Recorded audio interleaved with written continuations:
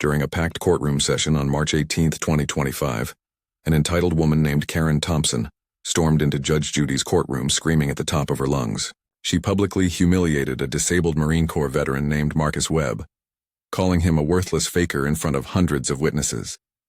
But what happened next when she sat down with full force and literally broke the judge's priceless 150-year-old antique chair set off a chain of events that would expose the darkest criminal secrets of her life and shock the entire nation.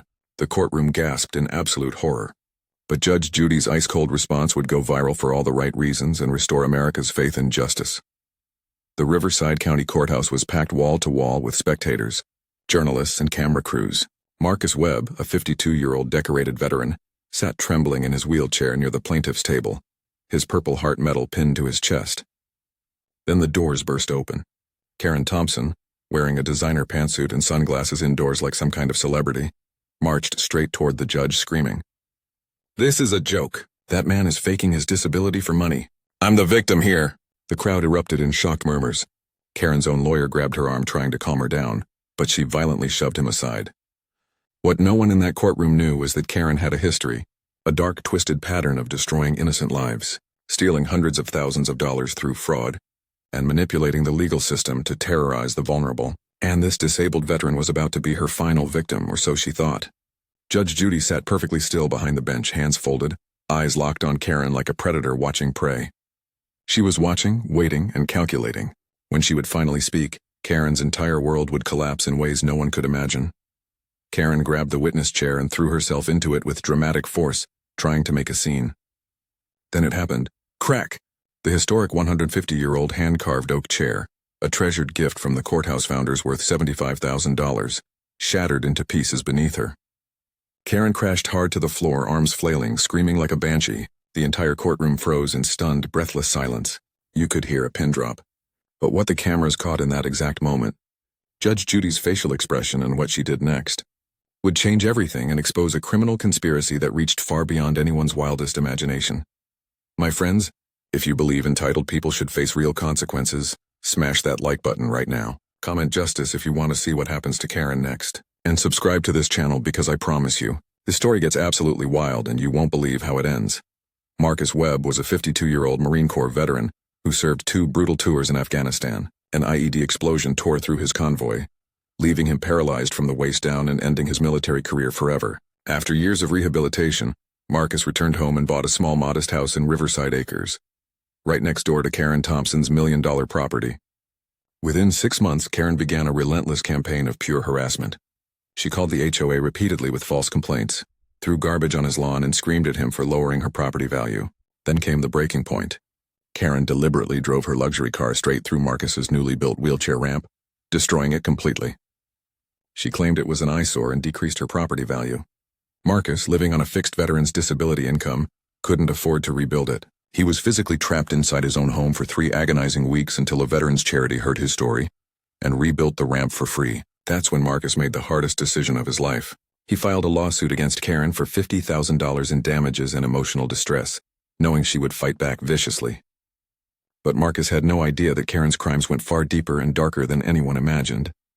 47 seconds after the chair shattered, Karen Thompson was still sprawling on the floor, screaming hysterically about suing the courthouse for negligence and demanding someone call her personal injury attorney. The bailiff rushed over trying to help her stand up, but Karen violently slapped his hand away and shrieked that he had assaulted her. The entire courtroom watched in disgusted disbelief. Then Judge Judy slowly rose from her seat, adjusted her black robe with deliberate precision, and stared down at Karen with eyes that could freeze hell itself. The courtroom went absolutely dead silent. Every breath held, every eye fixed on the judge. Then Judge Judy spoke, and her words cut through the air like a blade. "Ms. Thompson, that chair you just destroyed was 150 years old and worth $75,000. But you breaking it is the least expensive thing you've done in this courtroom today." Karen's smug expression vanished instantly. Her face went ghost white. Judge Judy continued, her voice calm but laced with steel. "You see, I've spent the entire morning reading about your insurance fraud schemes, your systematic pattern of harassment against vulnerable people, and your disgusting history of weaponizing the legal system against innocent families who couldn't fight back." The courtroom erupted in shocked gasps and whispers. Judge Judy reached beneath her bench and pulled out a thick manila folder overflowing with documents. She held it up for everyone to see.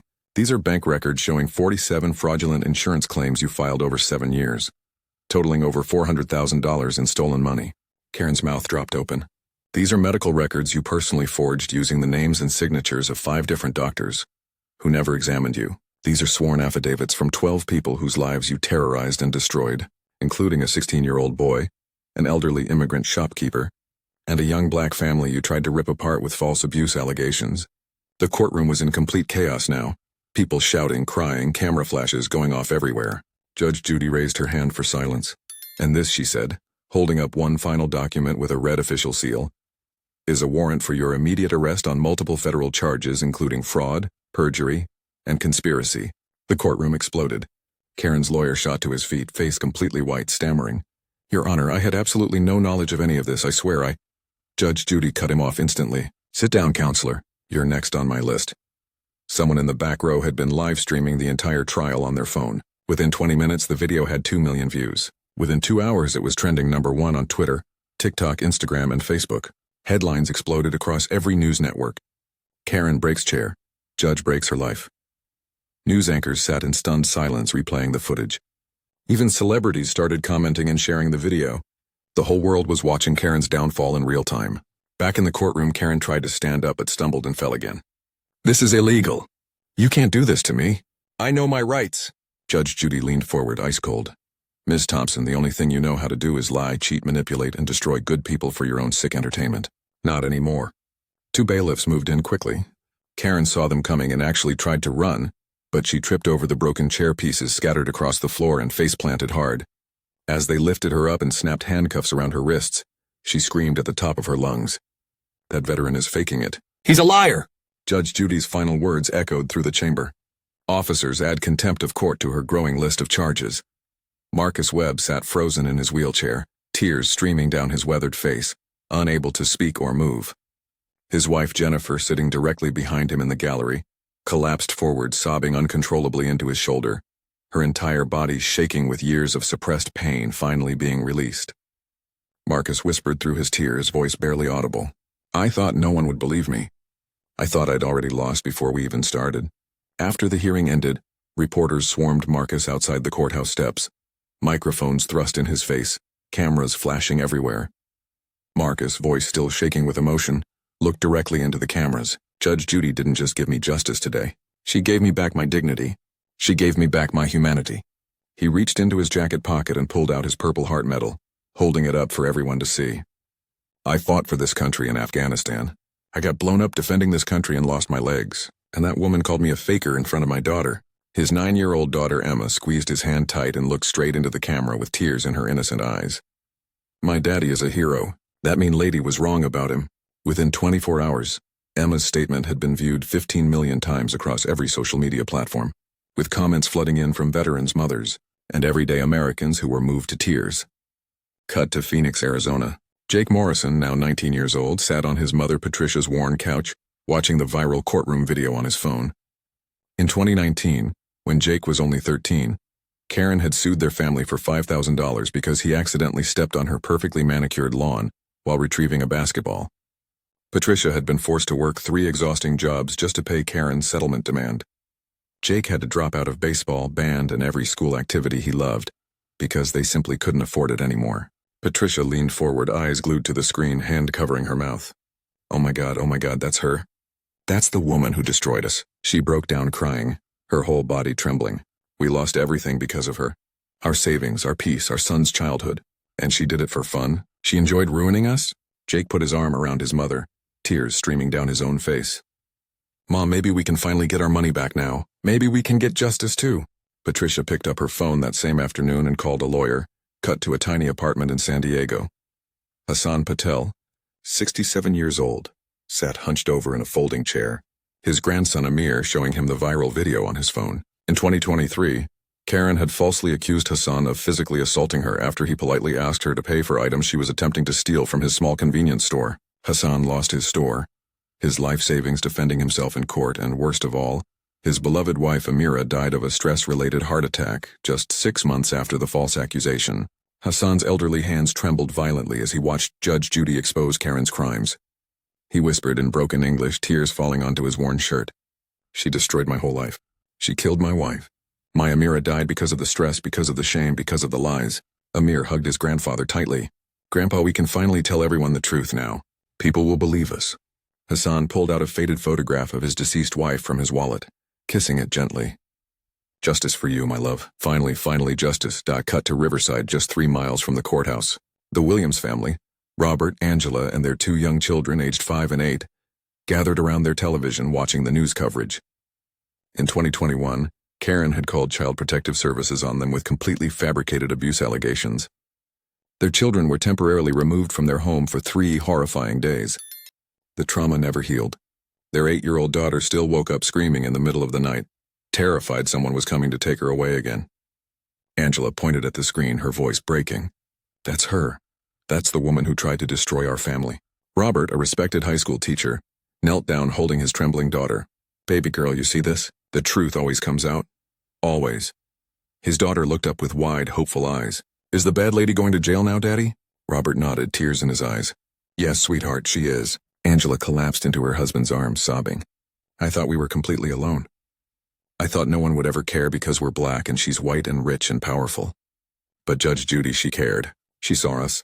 She saw our pain. 6 hours after the viral courtroom video exploded across every social media platform, the FBI's white-collar crime division in Washington, D.C. was already moving. Special Agent Sarah Michaels sat at her desk watching the footage for the 3rd time, her eyes narrowing with recognition. She had been investigating a pattern of insurance fraud cases across 8 western states for nearly 2 years, but the cases never connected to a single person until now.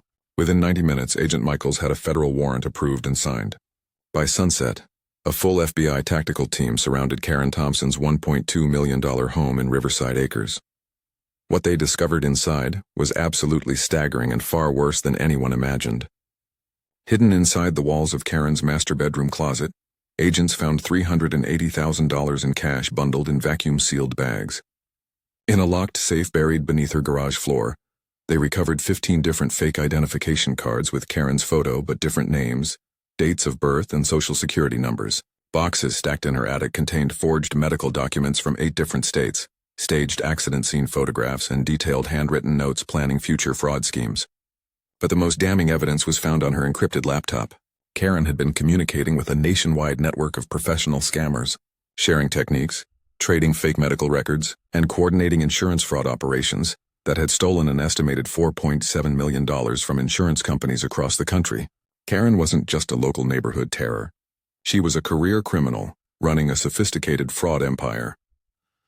The next morning, Karen's attorney Derek Hammond called an emergency press conference outside his downtown law office. Standing at a podium surrounded by flashing cameras, Derek looked visibly shaken, his hands trembling as he read from a prepared statement. After carefully reviewing the substantial evidence that Judge Judy presented in court, and after learning of the FBI's findings at Ms. Thompson's residence, I am immediately and permanently withdrawing as her legal counsel effective immediately, a reporter shouted from the crowd. Mr. Hammond, did you ever suspect your client was lying to you? Derek paused, his jaw clenched tight, eyes glistening.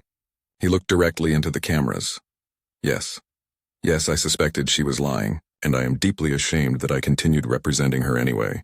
His voice cracked with genuine emotion. I have a younger brother who was paralyzed in a car accident 5 years ago. Watching Karen call that decorated Marine veteran a faker in front of his child, I should have walked away immediately. I didn't.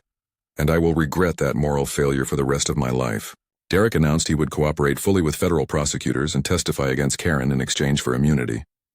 Legal experts immediately declared that his insider testimony would be absolutely devastating to any defense Karen might attempt. Within 48 hours of Karen's arrest, 7 major insurance companies filed massive civil lawsuits against her, seeking a combined total of $4.7 million in damages and restitution. A senior insurance fraud investigator appeared on CNN that evening, explaining the scope of Karen's criminal operation. This is genuinely one of the most brazen, calculated, and ruthless fraud schemes we have encountered in decades. Ms. Thompson didn't just file false claims. She systematically targeted vulnerable people, destroyed their reputations and livelihoods, and then profited from the chaos she created. The investigator revealed that Karen had staged at least 19 car accidents, 12 slip-and-fall incidents, and even faked a home invasion where she claimed emotional trauma. In one particularly cruel scheme, Karen had befriended a lonely 73-year-old widow named Dorothy Chen, deliberately staged a fall at Dorothy's home, then sued her homeowner's insurance for $200,000. Dorothy lost her home of 40 years to pay the settlement and died alone in a nursing home just 8 months later. Karen had shown absolutely no remorse. Then came the revelation that stunned everyone. The anonymous whistleblower who had delivered the evidence folder to Judge Judy finally came forward publicly. It was Karen's own younger sister, Michelle Thompson. Michelle appeared on local news that evening, her face streaked with tears, hands shaking. "I have watched my sister destroy innocent lives for 7 years. I tried to confront her. I begged her to stop. She threatened to destroy me too if I ever spoke up." Michelle explained she had been secretly collecting evidence for 3 years, documenting every scheme, every victim, every lie. "When I heard Karen was going after a disabled war veteran, a man who sacrificed everything for this country, I couldn't stay silent anymore. I couldn't live with myself." Michelle showed the news anchor text messages where Karen bragged about destroying that crippled veteran and how she was going to take everything he had. Michelle sobbed openly. "My sister became a monster, and I had to stop her before she destroyed another life." 6 weeks after Karen Thompson's arrest, the Riverside County Courthouse was once again packed to absolute capacity. But this time the atmosphere was completely different. News crews from every major network lined the hallways with their cameras and equipment. CNN, Fox News, MSNBC, and even international media outlets had sent their top correspondents to cover what was being called the trial of the decade. The courtroom gallery was standing room only, with people lined up outside the building since 5 in the morning, hoping to witness justice finally being served. Marcus Webb rolled through the courthouse entrance in his wheelchair, this time accompanied by his wife Jennifer, his daughter Emma, and a prestigious attorney who had taken his case completely pro bono after seeing the viral video. Marcus looked stronger now, his head held high, Purple Heart medal pinned proudly to his chest. Behind him came all of Karen's other victims, people who had been silenced and terrorized for years finally gathering together in solidarity. Jake Morrison and his mother Patricia flew in from Phoenix. Hassan Patel and his grandson Amir drove up from San Diego. The Williams family, Robert, Angela, and their 2 children, walked in holding hands tightly. Dozens more victims, people whose lives Karen had systematically destroyed, filled every available seat. When Judge Judy entered the courtroom, everyone rose in respectful silence. "All rise for the Honorable Judge Judy." Then the side door opened and Karen Thompson was led inside wearing an orange prison jumpsuit and metal shackles around her wrists and ankles. The transformation was shocking and almost unrecognizable. Her once perfectly styled hair was now completely gray and unwashed. Her face was gaunt and hollow, dark circles under her eyes. She looked 20 years older than she had just 6 weeks ago. She shuffled to the defense table, refusing to make eye contact with anyone in the courtroom, staring down at the floor in shame. Judge Judy adjusted her glasses and opened the sentencing file in front of her. "Before we proceed with sentencing, I am going to allow victim impact statements. These are the people whose lives you destroyed, Ms. Thompson. You will sit here and listen to every single word." Marcus Webb was called first. His attorney wheeled him to the microphone positioned in front of the judge's bench. Marcus took a deep breath, his hands gripping the armrests of his wheelchair. "Your Honor, Karen Thompson didn't just destroy my wheelchair ramp. She tried to destroy my spirit, my dignity, my honor as a United States Marine." His voice grew stronger with each word. "I survived 2 tours of combat in Afghanistan. I survived an IED explosion that took my legs and killed 2 of my brothers in arms. I survived months of painful rehabilitation learning to live in this wheelchair. But I almost didn't survive Karen's cruelty." Marcus held up his Purple Heart medal, his hand trembling. "This medal is real. My sacrifice for this country is real. My paralysis is real. And her lies, they're finally exposed." He looked directly at Karen, who kept her eyes fixed on the table. "She called me a faker in front of my 9-year-old daughter. My child had to defend her father's honor because a grown woman decided to humiliate a disabled veteran for her own entertainment." The entire courtroom erupted in sustained applause. Judge Judy didn't stop them. She let the applause continue for a full 30 seconds. Next came Hassan Patel, helped slowly to the microphone by his grandson Amir. Hassan spoke in halting, accented English, but his words carried the weight of unbearable loss. "She accused me of crime I never did. She said I hit her. I never touched her, never. But police came to my store. They treated me like criminal." Hassan's voice broke completely. "I lost my store. I lost my savings. I lost everything trying to prove I was innocent." Then he pulled out the faded photograph of his deceased wife, holding it up with shaking hands. "And I lost my Amira, my wife of 42 years. The doctor said her heart had gave up from the stress, from the shame of false accusation." Hassan looked directly at Karen, tears streaming down his weathered face. "You killed my wife, not with your hands, with your lies, with your evil." Even Karen's own public defender was openly crying. Then Angela Williams approached with her 8-year-old daughter holding her hand. Ms. Thompson called Child Protective Services on our family with completely fabricated abuse allegations. Our children were ripped from our home for 3 days. Angela's voice shook with rage and pain. My baby still wakes up screaming in the middle of the night, thinking someone is coming to take her away again. Angela knelt down so she was eye level with her daughter. Tell the judge what you want to say, baby. The little girl spoke softly into the microphone. The bad lady said my mommy and daddy hurt me, but they never did. They love me so much. Why did she lie? The courtroom was silent except for the sound of people crying. Angela stood back up, her voice now filled with steel. We're black, she's white and wealthy. She knew exactly what she was doing. She weaponized racism. She weaponized the system and she tried to destroy us, but we survived. And today, justice wins. After an hour of devastating victim statements, Judge Judy looked down at Karen Thompson with an expression of pure contempt. Ms. Thompson, I have presided over this court for 22 years. I have seen thousands of cases. I have witnessed humanity at its absolute worst. But your calculated, systematic, cruel destruction of innocent, vulnerable people is truly extraordinary in its evil. Karen tried to speak. Your Honor, I just want to say that Judge Judy cut her off immediately, her voice like ice. You will not speak. You have lied enough for a lifetime. Sit down and listen. Judge Judy read the sentence slowly and deliberately. 15 years in federal prison for wire fraud, insurance fraud, and racketeering. $4.7 million in restitution to insurance companies. $500,000 in direct restitution to your victims. Permanent restraining orders prohibiting contact with every single victim. You are banned from filing any civil lawsuit for the remainder of your life. And finally, $75,000 for the destruction of the historic courthouse chair. Judge Judy leaned forward, her eyes boring into Karen. And Ms. Thompson, before the bailiffs take you away, I want you to turn around and look at Marcus Webb one final time. Karen was physically turned around by the bailiffs. Look at him. That man is a hero. You are a criminal.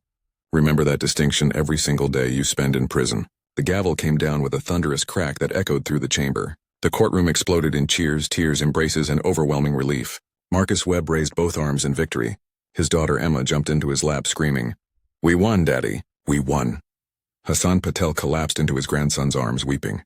The Williams family held each other in a tight circle, crying and praying. Justice had finally been served. My friends, if this moment of real justice moved your soul, hit that like button right now and let's send a message that truth matters. Comment below and tell me which victim's story broke your heart the most. Was it Marcus, Hassan, or the Williams family? And make sure you're subscribed with notifications on, because you absolutely need to see how this story ends. The final section will leave you in tears. Share this video with everyone who needs to see that justice still exists in America. Outside the courthouse, all of Karen's victims gathered together under the American flag. No longer strangers, but a family bonded by shared pain and ultimate triumph. Marcus Webb was surrounded by news cameras, his wife and daughter by his side. This victory isn't just mine. It belongs to every person who was told their pain didn't matter, that their voice was too small. Judge Judy proved that truth is louder than lies and justice belongs to the brave. Hassan Patel stood beside him, finally smiling for the first time in years. My Amira is smiling from heaven today. The Williams family held their children close. Angela whispered through tears of joy, we're finally free. Free from fear. Within days, Marcus used his restitution money to launch a non-profit building wheelchair ramps for disabled veterans across America. Karen tried to take my ramp, so now I'm building ramps for everyone who needs one. All of Karen's victims received full financial restitution. Jake's family got their savings back. Hassan opened a new store named Amira's Market in honor of his late wife. The nation watched and wept, reminded that good people still win when they refuse to stay silent. My friends, if this story restored your faith that justice still exists, please hit that like button right now. Comment justice wins if you believe truth always defeats lies. Subscribe to this channel and turn on notifications because we bring you real stories of courage, truth, and hope that the mainstream media ignores. Share this video with someone who's facing a bully right now and needs to know they're not alone. Share it with a veteran who deserves respect. Share it with anyone who needs hope. Let's remind the world that entitled people don't win, liars don't win, bullies don't win. Truth wins, courage wins, and we, the people, win. God bless you all, and remember, your voice matters. Never stop fighting for what's right.